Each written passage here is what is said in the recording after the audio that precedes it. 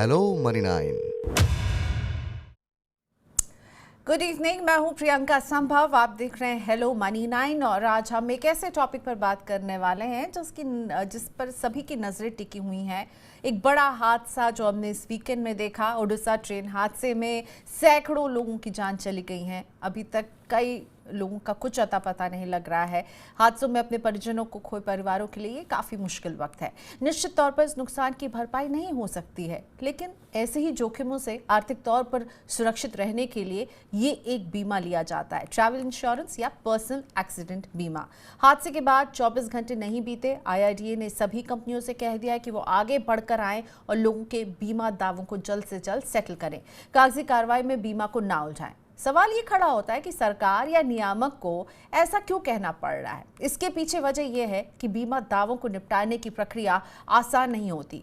पहले से दुख झेल रहे परिवारों का हौसला कई बार बीमा कंपनियों के दफ्तर जाकर टूट जाता है। तो चलिए आज हम इसी टॉपिक पर बात करते हैं, समझते हैं कि इस तरह के हादसों से निपटने वाले वो कौन से बीमा है जो आपकी फाइनेंशियल प्लानिंग का एक अहम हिस्सा है और आपकी फाइनेंशियल प्लानिंग में उसको आपको जगह देनी है। मेरे साथ जुड़ रहे हैं आज के हमारे एक्सपर्ट हैं डॉक्टर मुकेश जिंदल, CFP हैं, पार्टनर है अल्फा कैपिटल के। इनसे हम वो सारे सवाल पूछेंगे जिससे कि ट्रैवल इंश्योरेंस और दुर्घटना बीमा को लेकर आपको एक क्लैरिटी मिल सके।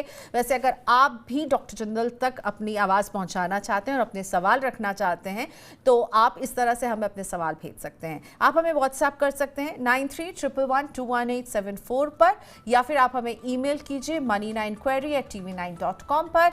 इसके अलावा आप ये ध्यान रखें कि अपने सवाल को जब भी आप भेजें तो बहुत क्लैरिटी से पूछिएगा। जितनी ज़्यादा जानकारी देंगे उतने अच्छी तरीके से हम उसका जवाब दे पाएंगे, हमारे एक्सपर्ट उसे समझ पाएंगे।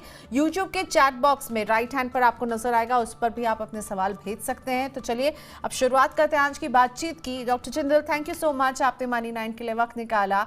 मैं समझना चाहूँगी सबसे पहले तो IRCTC जो एक 35 पैसे में हर टिकट के साथ आपको एक इंश्योरेंस देता है रेल ट्रैवलर को, लेकिन इसके कंडीशंस भी बहुत हैं कि आप ये ऑनलाइन खरीदेंगे तभी मिल सकता है आपको। तो जिन लोगों ने ऑनलाइन टिकट खरीदा होगा, क्या उनके टिकट में ये ऑटोमेटिकली जुड़ जाता है, कैसे जुड़ता है और इसके क्लेम करने का क्या प्रोसीजर होता है सर, किस डॉक्यूमेंट की ज़रूरत पड़ती है? Thank you Priyanka. जो IRCT का ट्रैवल इंश्योरेंस प्लान है बहुत ही इंपॉर्टेंट प्लान है, क्योंकि एक रिस्क कवरेज करता है कल को कोई भी एक्सीडेंट होता है। और ये जो प्लान है इसके आपने सही बोले कुछ कंडीशंस हैं। ये नॉर्मली अवेलेबल होता है जब आप कोई टिकट खरीदते हैं IRCTC के वेबसाइट या ऐप से। आप अगर टिकट काउंटर से खरीदेंगे तो आपको ये इंश्योरेंस कवरेज नहीं मिलेगा। तो जब आप खरीदते हैं तो उसमें आपके पास ऑप्शन आता है कि आप ये इंश्योरेंस खरीदना चाहते हैं कि नहीं खरीदना चाहते हैं। और अगर आप खरीदेंगे तो आपको 35 पैसे देने पड़ेंगे। और IRCTC का डेटा अगर हम देखें तो ओनली 54% लोग ये पॉलिसी क्लेम करते हैं, या क्लेम मतलब अप्लाई करते हैं उसके लिए। अब इसमें होता क्या है, जब आप पॉलिसी के लिए अप्लाई करते हैं आपके पास पॉलिसी का डॉक्यूमेंट आ जाता है, और अगर कोई हादसा होता है जैसे अभी ये उड़ीसा वाला ट्रेन एक्सीडेंट हुआ है which is a very sad incident, तो इसमें क्लेम का प्रोसेस बहुत ही सिंप्लीफाई कर रही है। जो हमारी गवर्नमेंट है, जो हमारे रेगुलेटर है, उन्होंने स्ट्रिक्ट इंस्ट्रक्शंस दिए हैं इंश्योरेंस पॉलिसी कंपनीज को कि वो जल्दी से जल्दी इसको क्लेम प्रोसेस को कंप्लीट करें। अब इसको क्लेम करने का प्रोसेस बहुत ही सिंपल है। जब आप पॉलिसी कोई खरीदते हैं IRCTC की वेबसाइट से तो आपके पास पॉलिसी डॉक्यूमेंट आता है कि इंश्योरेंस कंपनी का। नॉर्मली वो जो इंश्योरेंस कंपनी का डॉक्यूमेंट आता है वो SBI इंश्योरेंस से आएगा या लिबर्टी इंश्योरेंस से आएगा। तो आपको करना क्या है, जो जो लीगल हेयर है या नॉमिनी जो है उनको करना क्या है, जो आपकी नियरेस्ट ब्रांच है इंश्योरेंस की, आप वहां जाएंगे और आपको 5 डॉक्यूमेंट सबमिट करने पड़ेंगे। वो 5 डॉक्यूमेंट्स बहुत ही सिंपल है। सबसे पहला तो क्लेम फॉर्म है जो आपको इंश्योरेंस कंपनी के ऑफिस में ही मिलेगा, और उस क्लेम फॉर्म पे जो साइन करेंगे नॉमिनी या लीगल हेयर साइन करेंगे। दूसरा जो डॉक्यूमेंट आपको सबमिट करना पड़ेगा वो आपको एड्रेस प्रूफ, जो नॉमिनी या लीगल हेयर है उनको देना पड़ेगा, फोटो आइडेंटिटी एड्रेस प्रूफ देना पड़ेगा। तीसरा कैंसल चेक आपको देना पड़ेगा ताकि पैसा आपके बैंक अकाउंट में डायरेक्टली आ जाए। जो लास्ट डॉक्यूमेंट है दो, वो रेलवे अथॉरिटी देती है पहला होता है उसमें कंफर्मेशन होता है कि ये एक्सीडेंट हुआ है, और दूसरा होता है पैसेंजर की लिस्ट जो अफेक्ट हुए हैं। नॉर्मली ये दोनों डॉक्यूमेंट ऑलरेडी इंश्योरेंस कंपनीज को दे दिए गए हैं। तो इस समय जो नॉमिनी या लीगल है उनके लिए बहुत ही सिंपल प्रोसेस है। वो ब्रांच में जाइए, क्लेम फॉर्म लीजिए, अपनी आइडेंटिटी प्रूफ लगाइए और कैंसल चेक लगाइए। आपको बहुत फटाफट सेटलमेंट मिलेगा। इनफैक्ट सारी LIC और इंश्योरेंस पॉलिसीज ने काफी रिलैक्स कर दिए हैं टर्म्स। लेकिन आपने जैसा कहा कि ऑनलाइन आप खरीदेंगे टिकट उस पर ही मिलेगा, और उसमें भी हम देख रहे हैं कि only 54% people buy this insurance, क्योंकि ये ऑप्शनल होता है। You can opt out also, not necessary आप खरीदें। लेकिन जो लोग काउंटर पे जाके टिकट खरीदते हैं, जो जनरल बोगी में सवार होते हैं, या जिसे ऑनलाइन खरीदने की समझ नहीं है, जो काउंटर में जाके खरीदते हैं, यानी वो तो टोटली इस पूरे से आउट ही हो गए ना। उनको तो इस तरह का कोई IRCTC वाला ये 35 पैसा वाला इंश्योरेंस नहीं मिल रहा है।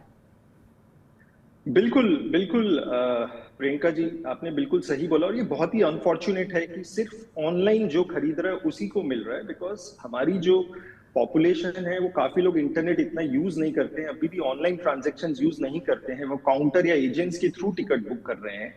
और अनफॉर्चुनेटली ये जो ट्रैवल इंश्योरेंस पॉलिसी है वो सिर्फ ऑनलाइन को मिल रही है।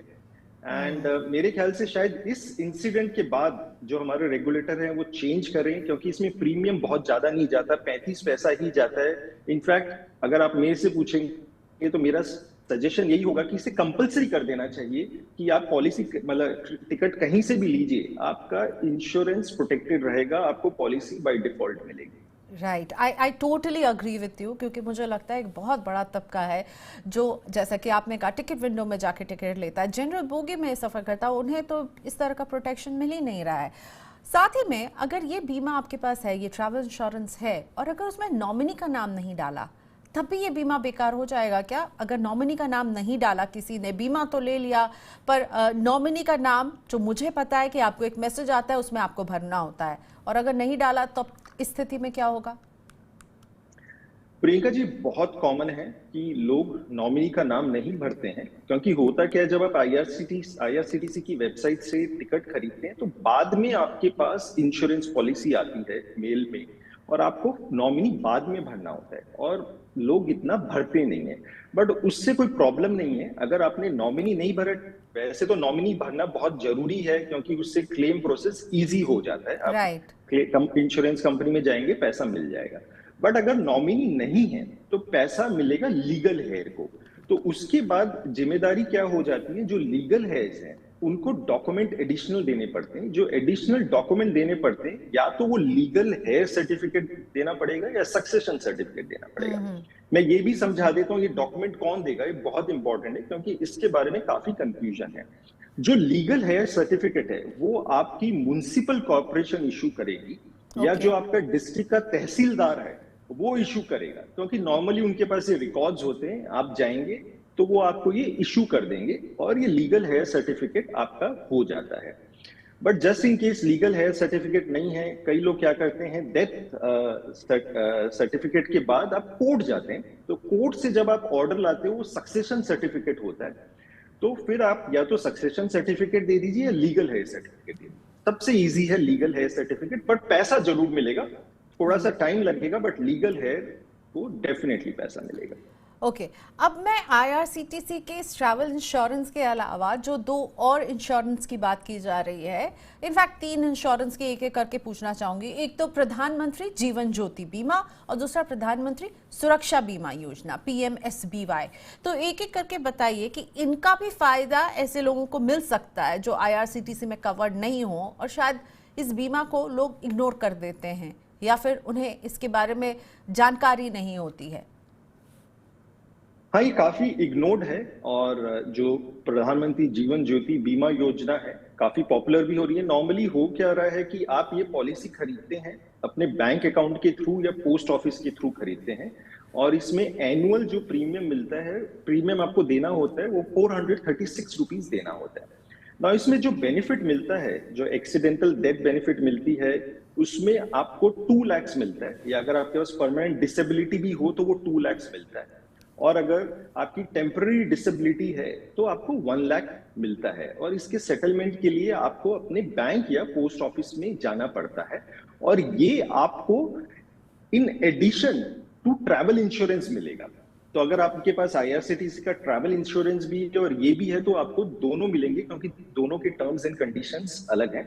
और जो हमारी हेल्थ पॉलिसी है उसमें अगर आपका कोई हॉस्पिटलाइजेशन हो रहा है, कोई मेडिकल खर्चा हो रहा है, तो वो कवर्ड है ना। गवर्नमेंट ने ये जो पॉलिसीज निकाली हैं ये सबके लिए निकाली है, बहुत ही चीप और सस्ती है, और इनका क्लेम प्रोसेस भी सिंपल है।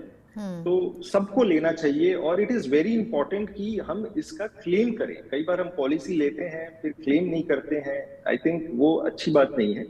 प्रोसेस बहुत ही सिंपल है, और ये जो उड़ीसा का ट्रेन एक्सीडेंट है बहुत ही इमोशनल इवेंट है, पूरा देश सैड फील कर रहा है, तो इसका सेटलमेंट बहुत फास्ट होगा। राइट तो ये PMJJBY के बारे में आपको बता रहे थे अभी डॉक्टर जिंदल, जो कि सिर्फ 436 रुपए में मिल जाएगा। आपके बैंक से इसका प्रीमियम जो है वो ऑटो डेबिट हो जाएगा और 2 लाख का कवर मिलता है इसमें। IRCTC जो 35 पैसे में देता है, हमने बनाया है कि उसमें आपको किस तरह से मुआवजा मिलता है। मैं चाहूंगी वो मुआवजे वाली प्लेट हम आपको एक बार फिर से दिखाएं। 35 पैसे जब आप टिकट खरीदेंगे तो आपसे पूछा जाएगा कि क्या आप इसके लिए बीमा पर आप योगदान करेंगे। अगर आप हाँ कहेंगे तो देखिए IRCTC के इंश्योरेंस कवर पर डेथ हो जाने पर परिवार को, नॉमिनी को 10 लाख रुपए मिलेंगे। परमानेंट डिसेबिलिटी होने पर भी 10 लाख रुपए मिलेंगे। आंशिक डिसेबिलिटी पर 7.5 लाख रुपए मिलेंगे। अस्पताल के खर्चे के लिए 2 लाख रुपए मिलेंगे, और मॉर्टल ट्रांसपोर्टेशन का खर्चा भी 10,000 रुपए इस IRCTC के इंश्योरेंस प्लान में मिलता है। तो अगली बार जब आप रेल से सफ़र कर रहे हो इस इंश्योरेंस पर ज़रूर ध्यान दीजिएगा। इसके अलावा एक और इंश्योरेंस जो है वो है प्रधानमंत्री सुरक्षा बीमा योजना। इसके प्राइस को भी रिवाइज किया गया। पहले 12 रुपए में मिलता था, अब 20 रुपए में मिलता है। ये भी मुझे लगता है 20 रुपए में अगर आपको एक अच्छा खासा 2 लाख का कवर मिल रहा है इसमें भी डॉक्टर चंदन। बिल्कुल, इसमें 2 लाख का कवर मिलता है, और अगर फुल डिसेबिलिटी है तब भी 2 लाख का कवर मिलता है, और अगर पार्शियल डिसेबिलिटी है तब आपको 1 लाख का कवर मिलता है। ठीक है, तो ये हमने 3 बीमाओं की बात की, लेकिन इसके अलावा एक और बीमा जो बीमा कंपनियां बेच रही हैं वो है पर्सनल एक्सीडेंट पॉलिसी, जो 2 तरीके से खरीदी जाती है। एक तो टर्म प्लान का वो हिस्सा होती है, एज अ राइडर आप लेते हैं, और इंडिपेंडेंट पर्सनल एक्सीडेंट पॉलिसी भी लेते हैं। तो अगर आपके पास एक पर्सनल एक्सीडेंट पॉलिसी है और इस तरह का कोई हादसा होता है या कोई प्राकृतिक आपदा होती है, तो क्या उसमें वो पर्सनल एक्सीडेंट पॉलिसी से भी मदद मिलेगी, या वो सिर्फ है कि जब आपकी अकेले की एक्सीडेंट होगी, अगर आप एक सामूहिक इस तरह के हादसे का शिकार होंगे तब क्या पर्सनल एक्सीडेंट पॉलिसी काम करती है? प्रियंका जी, ये बहुत ही इंपॉर्टेंट पॉलिसी है। नॉर्मली अभी तक हमने गवर्नमेंट की बेनिफिट्स की बात की, गवर्नमेंट पॉलिसीज की बात की, बट इसके अलावा भी बहुत इंपॉर्टेंट है कि जो पर्सनल एक्सीडेंट कवर है, जो लाइफ इंश्योरेंस जैसे आपने बताया, या हेल्थ इंश्योरेंस में आपको राइडर के हिसाब से मिलता है, आप अलग से भी ले सकते हैं। इसमें अगर कोई ऐसा एक्सीडेंट होता है जिसमें ग्रुप के लोग इफेक्ट हो गए हैं या कोई नेचुरल कैलामिटी है, तब भी वो कवर्ड होते हैं, और जितना आपने सम एश्योर्ड अमाउंट लिया हुआ है वो पूरा का पूरा आप क्लेम कर सकते हैं। और इसका डिपेंड करता है, जो आप क्लेम लेते हैं, मतलब जो आप सम एश्योर्ड लेते हैं, वो डिपेंड करता है आपकी ह्यूमन लाइफ वैल्यू कितनी है। Human life value normally insurance companies calculate करती हैं कि आप कितनी, आपकी ह्यूमन लाइफ वैल्यू है, कितनी आपकी इनकम है, आपको वो कितना कवर कर सकते हैं। तो इट्स वेरी इंपॉर्टेंट कि जो इंडिविजुअल है वो देखे उसकी, अगर वो कल को नहीं रहे तो उसकी फैमिली के लिए कितना अमाउंट इंपॉर्टेंट होगा, वो उस हिसाब से इंश्योरेंस पॉलिसी लेंगे। तो जो सरकारी इंश्योरेंस पॉलिसी से अगर उससे हो रहा है तो ठीक है, अगर उसको लग रही है जरूरत ज्यादा है तो पर्सनल इंश्योरेंस लीजिए, और ये बहुत सस्ती आती है। जो एक्सीडेंटल कवर होते हैं इनमें बहुत ज्यादा खर्चा नहीं आता, तो डेफिनेटली ये लोगों को एनालाइज करके लेना चाहिए। ओके, तो अगर पर्सनल एक्सीडेंट पॉलिसी इंडिपेंडेंट लें, सरकार की इन योजनाओं के जरिए नहीं लें, तो उसका खर्चा कितना होगा? खर्चा बहुत कम होता है, एंड जैसे अगर आप 50 लाख का भी इंश्योरेंस पॉलिसी ले, नॉर्मली आप हेल्थ बेनिफिट के साथ लेंगे या लाइफ टर्म के साथ लेंगे, उसमें प्रीमियम 1000-2000 रुपए चढ़ता है, बहुत ज्यादा कुछ होता नहीं है नॉर्मली, क्योंकि ऐसे एक्सीडेंट्स बहुत कम होते हैं। आप अगर ट्रेन का भी एक्सीडेंट्स देखिए कम होते जा रहे हैं, तो इसमें सेटलमेंट इतना होता नहीं है। इनफैक्ट जो IRCTC का भी जो प्रीमियम आता है उससे काफी कम सेटलमेंट होता है। भले ही वो 35 पैसा ले रहे हैं जो हमें कम लगता है, बट उतना भी वो क्लेम नहीं होता है, क्योंकि इतने एक्सीडेंट्स होते नहीं है। तो लेकिन इतना प्रीमियम होता नहीं। लेकिन डॉक्टर जिंदल, आपको नहीं लगता ये इतना बेहद जरूरी इंश्योरेंस है, और अभी भी आईआरसीटीसी का ये 35 पैसे का इंश्योरेंस अब जाकर लोग बात कर रहे हैं, अब जाकर लोगों को पता चल रहा है कि देखिए जब वो टिकट लेते हैं तो वो 35 पैसे का इंश्योरेंस भी उनको मिलता है। इसकी जानकारी नहीं है, इसके लिए मुझे लगता है सरकार और रेलवे दोनों की तरफ से उस तरह से इसका प्रचार प्रसार नहीं हुआ है। बिल्कुल बिल्कुल प्रियंका जी, मैं आपसे कंप्लीटली एग्री करता हूं कि लोगों को अवेयरनेस नहीं है। इनफैक्ट आप मेरे से भी पूछिए, मैं काफी साल पहले ट्रैवल करता था, मेरे को भी इतनी अवेयरनेस नहीं थी, क्योंकि अब जब ऑनलाइन टिकट बुक करते हो वो दिखाता है टिकट अवेलेबल है, आप फटाफट बुक करना चाहते हो, आप उसमें देखते नहीं हो कि वो इंश्योरेंस भरे नहीं भरे, और फिर वो इंश्योरेंस का पॉलिसी भी बाद में आती है, आपको नॉमिनी बाद में भरना होता है, और इसके बारे में इतना अवेयरनेस नहीं है। और ये अवेयरनेस क्रिएट करना थोड़ा सा टाइम कंज्यूमिंग भी है। अगर आप मेरे से पूछेंगे प्रियंका जी, इसको कंपलसरी कर देना चाहिए। अभी 35 पैसा है, 35 पैसे का 70 पैसा है, 1 रुपये भी हो जाए उससे कोई फर्क नहीं पड़ता। बट अगर ऐसे हादसे में अगर वो पॉलिसी है, वो 10 लाख रुपए बैंक में आते हैं, वो बहुत बड़ा आंकड़ा है। तो मेरे से पूछेंगे तो इसे बाय डिफॉल्ट कंपलसरी कर देना चाहिए सबके लिए, चाहे वो बच्चे हैं, और बड़े ये हैं, खर्च क्या ऑनलाइन। सरकार या रेलवे नहीं ले सकता है? क्यों वो 35 पैसा या 1 रुपया भी हो तो क्या ये सरकार को नहीं लेनी चाहिए इसकी जिम्मेदारी? सरकार को बिल्कुल ले लेनी चाहिए, बहुत बड़ा फिगर नहीं है। और आप ये देखिए कि लोगों को अच्छा भी लगेगा कि गवर्नमेंट ने हमें प्रोटेक्ट किया है। एंड देखिए, जो इंश्योरेंस पॉलिसी होती है, जो आईआरसीटीसी पॉलिसी होती है, ये आईआरसीटीसी नहीं इश्यू करती है, ये इंश्योरेंस कंपनीज करती है। जब आप कोई पॉलिसी खरीदते हैं तो एक पॉलिसी होल्डर और इंश्योरेंस कंपनी का कॉन्ट्रैक्ट होता है। तो जब ऐसे हादसे होते हैं तो इसकी लाइबिलिटी गवर्नमेंट के ऊपर नहीं आती है, इंश्योरेंस कंपनीज के ऊपर आती है जो इसको अंडरराइट करती हैं। तो बेहतर है गवर्नमेंट ही उसका प्रीमियम दे दे, क्योंकि खर्चा गवर्नमेंट के ऊपर कम आएगा। एंड गवर्नमेंट का अब काम यह है कि जो इतनी लोग सारी जब पॉलिसीज हैं, बिल्कुल गवर्नमेंट का ये काम है।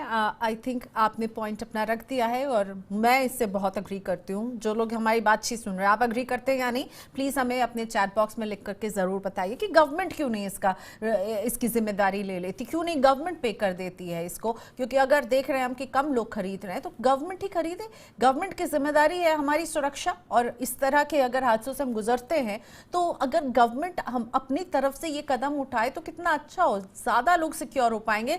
क्योंकि मुझे सबसे बड़ा इस पूरे सिस्टम में जो वीक लिंक लग रही है वो ये है कि जो लोग जनरल बोगी में सफर करते हैं, जो टिकट काउंटर से टिकट खरीद रहे हैं, उन्हें ये बीमा नहीं मिल रहा है। तो सरकार क्यों नहीं इसे कंपलसरी कर देती है? एक आखिरी सवाल मेरी तरफ से, फिर हम ऑडियंस के सवाल लेंगे। कुछ लाइव सवाल भी आने शुरू हो गए। राहुल जी का सवाल आया हुआ है, दीपक आपका भी सवाल आया है। नमस्कार आप सभी को, हम आपका सवाल अभी ले रहे हैं। एक सवाल का जवाब मैं ले लूं डॉक्टर जिंदल से। डॉक्टर जिंदल, मुझे ये बताइए, अगर किसी के पास है आईआरसीटीसी का बीमा, उसने प्रधानमंत्री जीवन बीमा योजना भी लिया हुआ है, उसके पास एक पर्सनल एक्सीडेंट पॉलिसी भी है, मेरा मतलब है एक शख्स के पास मल्टीपल पॉलिसीज हैं, क्या सबका वो क्लेम ले सकते हैं? देखिए, इसमें दो बातें हैं प्रियंका जी। सबसे पहली बात तो क्या है, ये जो 3 पॉलिसीज हैं, आईआरसीटीसी का ट्रैवल इंश्योरेंस, पीएमजेजे जो प्रधानमंत्री जीवन ज्योति बीमा योजना है, और आप पर्सनल ले रहे हैं, तीनों अलग है। पहली बात तो, क्योंकि जो आप ये जो आईआरसीटीसी का ले रहे हैं, ये आप मोमेंटरीली ले रहे हैं, जिस समय आप ट्रैवल कर रहे हैं ये उसी समय के लिए वैलिड होता है। तो इसका हमारा जो पर्सनल एक्सीडेंट होता है, जो कि एक साल के लिए आप लेते हो, उससे कोई कनेक्शन इसका नहीं है। तो ये तीनों पॉलिसीज अलग हैं और आप तीनों के लिए एलिजिबल हैं। आप तीनों में क्लेम करेंगे तो आपको पूरा पैसा मिलेगा। तो ये पहला है। दूसरी बात ये आएगी कि आपने अगर हो सकता है पर्सनल जो पॉलिसीज ली हैं वो एक से ज्यादा इंश्योरेंस कंपनीज के साथ लिया है, हो सकता है आपने 10-10 लाख 3 पर्सनल इंश्योरेंस कंपनी से लिया है, तो क्या तीनों का क्लेम आएगा? तो उसका आंसर ये होगा प्रियंका जी कि जब इंश्योरेंस कंपनीज आपको पॉलिसी इशू करती हैं तो आपसे पूछती हैं आपका एग्जिस्टिंग कवर कितना है, और आपकी रिस्पॉन्सिबिलिटी होती है कि अगर आपने कहीं और से भी पॉलिसी लिया है तो आप डिस्क्लोज करें, क्योंकि जो कंपनीज हैं वो आपको उतना ही इंश्योरेंस देगी जो उनके हिसाब से आपकी ह्यूमन वैल्यू है, आपके इनकम के हिसाब से अब जो एलिजिबिलिटी है वो आपको इंश्योरेंस कवरेज मिलेगा। तो मान के चलिए कि आप एलिजिबल हैं 1 करोड़ के लिए, और अगर आपने 1 करोड़ 3 पर्सनल कंपनीज पॉलिसी से ले लिया है तो आपको एक एक करके 3 करोड़ नहीं आएंगे, आपको बराबर 33 आएंगे, टोटल 1 करोड़ आएगा। राइट। और तो ये पर्सनल पॉलिसीज का, बट जो ट्रैवल इंश्योरेंस आईआरसीटीसी का है और प्रधानमंत्री जीवन ज्योति है वो इंडिपेंडेंट है, वो भी आपको मिलेगा। ओके, तो बहुत ज़रूरी है कि इस तरह का बीमा आपके पास रहे, और रहे जब आपके पास है तो उसके टर्म्स एंड कंडीशन ज़रूर पढ़िएगा। क्लेम लेने का तरीका जो बताया है उसमें कहीं भी मुझे ये नहीं दिखा कि डॉक्टर जिंदल ने कहा कि आपको रेलवे टिकट की ज़रूरत है। रेलवे टिकट इस तरह के हादसों में ऑब्वियसली लापता हो जाएगा, गुम हो जाएगा। आपको एक क्लेम फॉर्म भरना होगा, अपना एड्रेस प्रूफ देना है, कैंसिल चेक देना है, और रेलवे से 2 डॉक्यूमेंट, आपको एक पैसेंजर की लिस्ट और ये हादसा हुआ है ये सबमिट करना है इंश्योरेंस कंपनी के पास जाके, ना कि आईआरसीटीसी के पास जाकर। तो इसका ख्याल रखिएगा। Let's move on to our viewer questions now. Sumit Chauhan ji का सवाल मैं लेती हूँ। सुमित जी हमारे साथ फोन लाइन पर बन चुके हैं। सुमित जी आप है ना हमारे साथ, पूछिए अपना सवाल प्लीज। जी मैम नमस्ते। मेरा एक सवाल ये था कि जनरल टिकट में तो सफर करने वाले लोग बहुत ज्यादा होते हैं, तो क्या जनरल पैसेंजर को भी ट्रैवल इंश्योरेंस में मिल सकता है, और फिर और लेना चाहे तो कैसे मिलेगा? जी सुमित जी, इनफैक्ट इस पर हम अभी काफी लंबी चौड़ी बात कर रहे थे। क्या कहना चाहेंगे आप सुमित को? देखिए सुमित जी, बहुत ही अनफॉर्चुनेट है, अभी हमने प्रियंका जी के साथ यही डिस्कस किया कि जो ट्रैवल इंश्योरेंस आईआरसीटीसी वाला मिलता है, अगर आपके पास रिजर्व टिकट है जो कि स्लीपर या AC1, AC2, AC3 का है, तभी आपको मिलेगा। अगर आपके पास अनरिजर्व टिकट्स हैं तो आपको ये क्लेम नहीं मिलेगा। तो बहुत ही अनफॉर्चुनेट है। और आपने सही बोला कि एक ट्रेन में जनरल वाले लोग भी काफी ट्रैवल करते हैं। इनफैक्ट मैं पढ़ रहा था कि जो सब अर्बन ट्रेन होती हैं, पैसेंजर ट्रेन होती हैं, उनको भी ये कवरेज नहीं मिलता है। अब जो इंटरसिटीज ट्रेन होती है उसमें भी कल को एक्सीडेंट हो ही सकते हैं। तो अनफॉर्चुनेटली ये मिसिंग है, और हो सकता है कि आने वाले टाइम में गवर्नमेंट सबको कवर करे। बिल्कुल, और हम तो यही कहेंगे, हम मनी नाइन के प्लेटफॉर्म से कहना चाहेंगे कि हमारी आवाज़ उन तक पहुंचे जो ये नियम कायदे बनाते हैं, और इस बीमा को क्यों नहीं मैंडेटरी किया जाए, इसका खर्च क्यों नहीं सरकार उठा सकती है। आप अगर नहीं उठा सकते सबका खर्च, तो कम से कम जो जनरल बोगी के टिकट जो लोग खरीद रहे हैं, कम से कम उनका खर्च तो उठा सकते हैं। वो तो डिजर्विंग लोग हैं। वो जो ऑनलाइन खरीद रहे हैं टिकट, शायद वो खुद से अफोर्ड कर सकता है ये बीमा, लेकिन जो जनरल टिकट विंडो में जाके खरीद रहे हैं, कम से कम उनका बीमा तो सरकार उसका खर्च उठाए। गोपाल साहू जी को लेकर आते हैं। गोपाल जी नमस्ते, गाजियाबाद से हैं आप, क्या जानना चाहते हैं आप? हेलो मैडम, नमस्कार मैडम। मेरा प्रश्न ये था कि अक्सर मैं ट्रेवल करता हूँ, ऐप के जरिए टिकट बुक करता हूँ, टिकट बुक करते समय इंश्योरेंस लेता हूँ, लेकिन कई बार नॉमिनी का डिटेल नहीं पूछा जाता, तो फिर अगर कुछ दिक्कत हो जाती है तो इंश्योरेंस हम कैसे क्लेम करेंगे? बिल्कुल, बहुत ही वाजिब सवाल है। गोपाल जी को आप क्या समझाना चाहेंगे डॉक्टर जिंदल कि अगर नॉमिनी के डिटेल्स नहीं लिए, इंश्योरेंस तो लिया, तब क्या होता है? गोपाल जी, मैं आपको कहना चाहूंगा कि अगर आपने नॉमिनी नहीं भी भरा तब भी आपको इंश्योरेंस कंपनी पैसे देगी। थोड़ा सा उसमें टाइम लगेगा, थोड़ा डॉक्यूमेंटेशन आपको एक्स्ट्रा देने पड़ेंगे, बट पैसा जरूर मिलेगा। नॉर्मली आप नॉमिनी भर देते हो तो प्रोसेस बहुत सिंपल होता है, आपको पैसा तुरंत बहुत कुछ ही दिनों में आ जाता है। बट अगर नॉमिनी नहीं भरा तो जो लीगल हेयर्स हैं, जो विक्टिम है उसके जो लीगल हेयर्स हैं, उनको सर्टिफिकेट देना पड़ेगा, लीगल हेयर सर्टिफिकेट देना पड़ेगा, जो कि म्युनिसिपल कॉर्पोरेशन या जो उस डिस्ट्रिक्ट का तहसीलदार है वो इशू करेगा। अगर वो नहीं हो पा रहा तो आपको कोर्ट से सक्सेशन सर्टिफिकेट लाना पड़ेगा। तो इन दोनों में से कोई भी डॉक्यूमेंट है वो आप इंश्योरेंस कंपनी में दे दीजिए। और सबसे इजी प्रोसेस है कि आप म्युनिसिपल कॉर्पोरेशन या तहसीलदार से वो कागज ले लीजिए, क्योंकि आप उनको ऑलरेडी जानते होंगे। कोर्ट से वो कागज लाने में 6-9 महीना लग जाते हैं। तो सबसे इजी आप लीगल हेयर सर्टिफिकेट को यूज करिए और आपको पैसा मिलेगा। ओके, इसीलिए इन सब से अगर बचना है तो प्लीज़ ज़रूर नॉमिनी की डिटेल भरें, इंश्योर करें कि आपने नॉमिनी का डिटेल भरा हो जब भी आप बीमा लें। अगला सवाल एक लाइव जो राहुल का आया है, और राहुल हमसे पूछ रहे हैं, राहुल डेविड हमारे रेगुलर व्यूअर हैं, वो हमसे पूछ रहे हैं कि क्या जब बैंक से ये बीमा खरीदा जाएगा, जैसे कि हमने बात की प्रधानमंत्री जीवन ज्योति बीमा और प्रधानमंत्री सुरक्षा बीमा योजना की, तो क्या बैंक से इन्हें कोई लेटर मिलेगा क्या, कोई पॉलिसी लेटर वगैरह मिलेगा क्या जो पॉलिसी धारक को?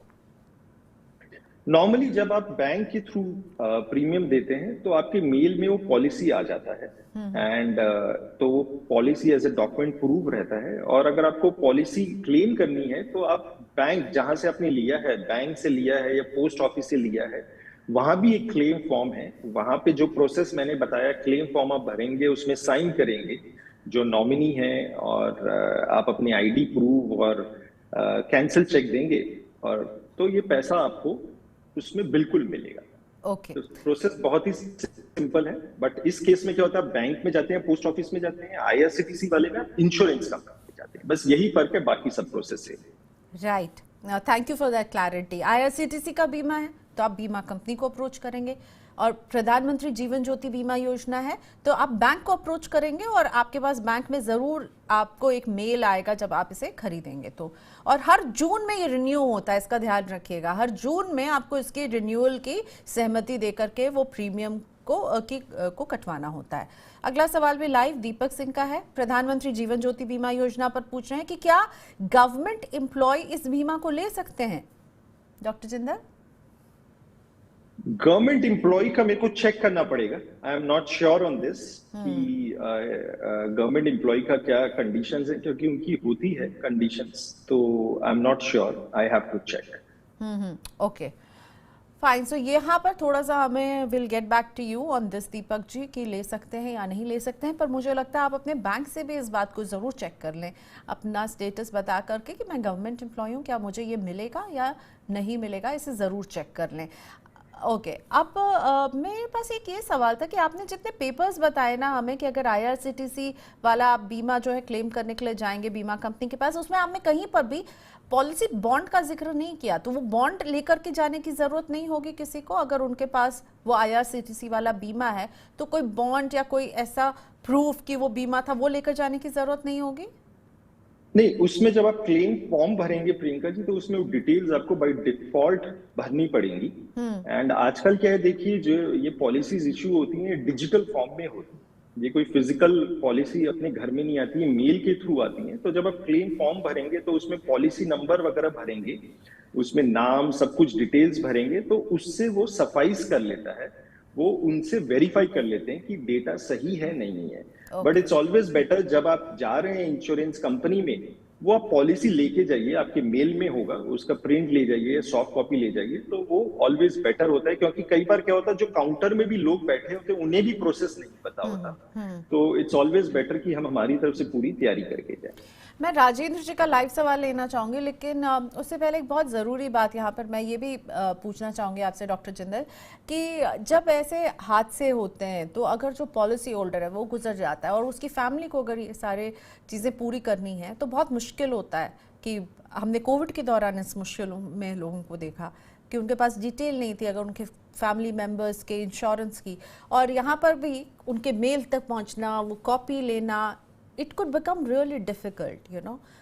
कोविड में हमने ये चीज़ देखी थी कि बहुत लोगों को हुआ था, और यहाँ पर भी मुझे लगता है इट बिकम्स रियली इम्पॉर्टेंट कि जब आप ऐसा कुछ अपनी सेफ्टी के लिए खरीद रहे हैं तो आपको अपनी फैमिली में इसकी जानकारी देनी चाहिए, right? You need to share it with your family members. Absolutely Priyanka ji, पहली बात तो क्या है, ये जो आपने बोला बहुत सही बोला। ये बोलना आसान होता है कि इंश्योरेंस क्लेम पॉलिसी ले लो, बट जो फैमिली मेंबर्स होते हैं ज्यादातर उन्हें पता नहीं होता डॉक्यूमेंट्स हैं नहीं है, कागज कहाँ हैं, बैंक अकाउंट डिटेल्स क्या करना, उन्हें अवेयरनेस नहीं होती है। बट एक बहुत अच्छी चीज है गवर्नमेंट की तरफ से, नॉर्मली हमने पास्ट में भी देखा है, जब भी ऐसी कोई नेचुरल कैलामिटीज होती हैं, जो हमारी गवर्नमेंट एजेंसीज होती है बहुत एक्टिवेट हो जाती हैं। वो आपको ज्यादातर खुद जो स्टेट गवर्नमेंट्स हैं वो रीच आउट करने लगती हैं, रेलवेज रीच आउट करने लगता है, आपके प्रोसेसेस रिलैक्स कर देते हैं। कागज काफी हद तक बहुत स्ट्रिक्ट गाइडलाइंस फॉलो नहीं होती है। तो एक बात तो ये कि आप बस क्लेम करना चाहेंगे तो बहुत इजीली होगा, that is one. Second, Priyanka ji आपने बहुत इंपॉर्टेंट बात बोली कि ये जो प्रोसेस है, जैसे ये हमें जो क्लेम फाइल करना है with in 4 months claim file करना होता है, ये भी एक इंपॉर्टेंट बात है। जैसे आईआरसीटीसी वाला क्लेम है, विद इन 4 मंथ्स आपको क्लेम फाइल करना होता है। जो विद इन जो पीएम जीवन ज्योति बीमा योजना है, प्रेफरेबली एसबीआई बोलता है कि आप विद इन 30 डेज आप इसको अप्लाई करिए। तो जो फैमिली मेंबर्स होता है उन्हें पता नहीं होता, तो मेरी सबसे यही रिक्वेस्ट है कि आप अपने फैमिली मेंबर्स को अपने फाइनेंसेस के बारे में बताइए, नॉट जस्ट अपने फाइनेंसेस। जैसे कि अब ये देखिए, जीमेल है या आपका जो ईमेल आईडी है, क्योंकि पॉलिसी वहां आ रही है, कई बार आपके पास एक्सेस नहीं होता, तो ये सब जो पासवर्ड शेयरिंग है अपने फैमिली मेंबर्स, जो आपके स्पाउस, वाइफ हैं, बच्चे हैं, जो समझ आता है जिनको, ये उनके साथ शेयर करना बहुत इंपॉर्टेंट है। ये अगर आपने पर्सनल एक्सीडेंट पॉलिसी ले रखी, लाइफ इंश्योरेंस पॉलिसी ले रखी, मेडिकल पॉलिसी ले रखी, एक लिस्ट बना के, एक एक्सेल या बना के पेपर में कि क्या क्या है, और उनको बताना every quarterly, every half yearly या वंस अ मंथ, उनको बैठा के बोलना कि यार मेरे पास ये पैसा है, ये इंश्योरेंस कवर है, कल को मुझे कुछ हो जाए या कोई हादसा हो जाए तो आप ये करेंगे, और ये डॉक्यूमेंट्स यहाँ रखें। ये एक हमारी जिम्मेदारी है, बहुत बीमा बड़ी की जिम्मेदारी डायरी, है। ये हमने एक स्टोरी की थी मनी9 पर कि एक बीमा की डायरी होनी चाहिए, फैमिली के हर मेंबर के नाम पे क्या बीमा है, उसका क्या पॉलिसी नंबर है, उसके बॉन्ड पेपर आपने कहाँ रखे हैं, प्लीज़ शेयर कीजिए। बहुत ज़रूरी है ये आपके परिवार को जानना। उनकी सुरक्षा के लिए तो हम बीमा ले रहे हैं, और उनको ही अगर पता नहीं होगा तो उसका कोई फ़ायदा नहीं है। और डॉक्टर जिंदल ने बहुत ज़रूरी बात की, अगर IRCTC आपको क्लेम लेना है, IRCTC से मिले हुए इंश्योरेंस का, तो 4 महीने का विंडो ही है आपके पास। PMJJBY से लेने के लिए 30 दिन का विंडो मिलता है। तो please I am really sorry, अगर आप इस हादसे से गुजर रहे हैं और इसकी ज़रूरत है तो इसका ख्याल रखिएगा, एक टाइम डेडलाइन है। राजेंद्र जी का सवाल, हमारे रेगुलर व्यूअर हैं। नमस्ते राजेंद्र जी। राजेंद्र जी हमसे बोल रहे हैं कि रेल टिकट लेने के बाद, IRCTC का इंश्योरेंस लेने के बाद बहुत बार नॉमिनी का फॉर्म आता है, लेकिन नॉमिनी का फॉर्म हम भरते नहीं है। ये सवाल हमने अभी फिर पहले लिया था। नॉमिनी फॉर्म नहीं जमा करें तो टिकट पर क्या होगा, क्या क्लेम रिजेक्ट हो जाता है? ओके, सो यही सिमिलर क्वेश्चन हमने लिया। मैं डॉक्टर जिंदल से रिक्वेस्ट करूंगा आप फिर से जवाब दें, और ये भी बताएं, अगर मान लीजिए ऐसा भी हो सकता है कि नॉमिनी जो हो वो भी वो सफ़र कर रहा हो, हादसे का शिकार हो गया हो, तब क्या होगा? तो राजेंद्र जी के सवाल में है कि नॉमिनी का फॉर्म नहीं भरा तब क्या होगा, रिजेक्ट हो जाएगा, क्या मिलेगा नहीं क्लेम? और अगर नॉमिनी भी गुजर जाए तब क्या होगा?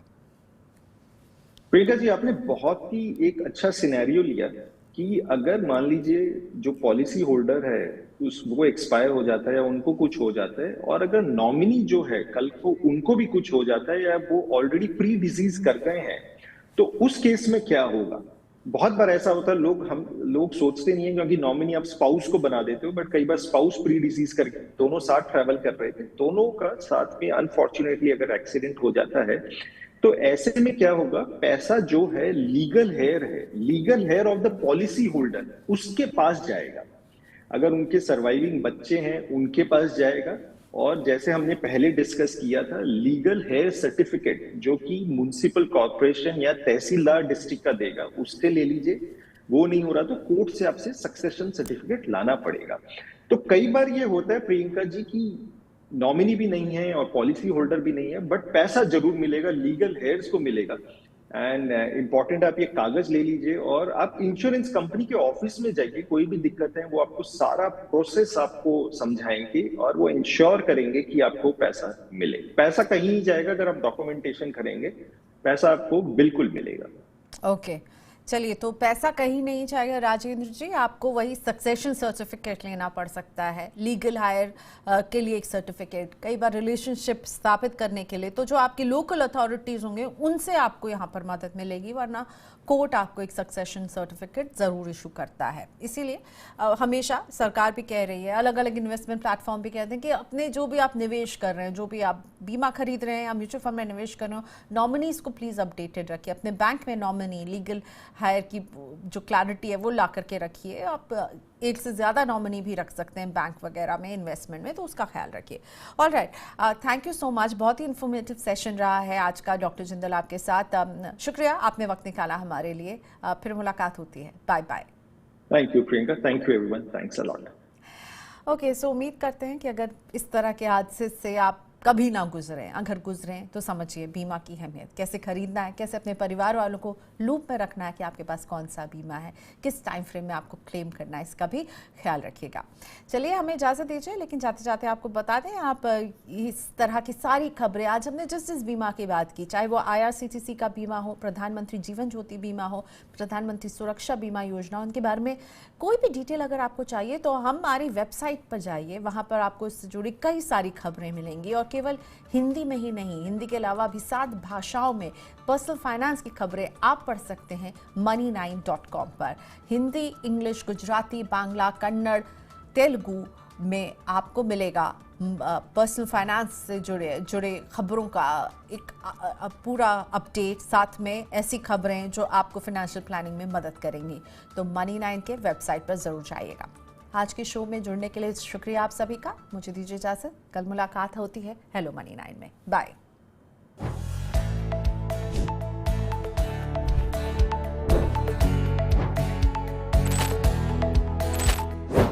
Hello Money9।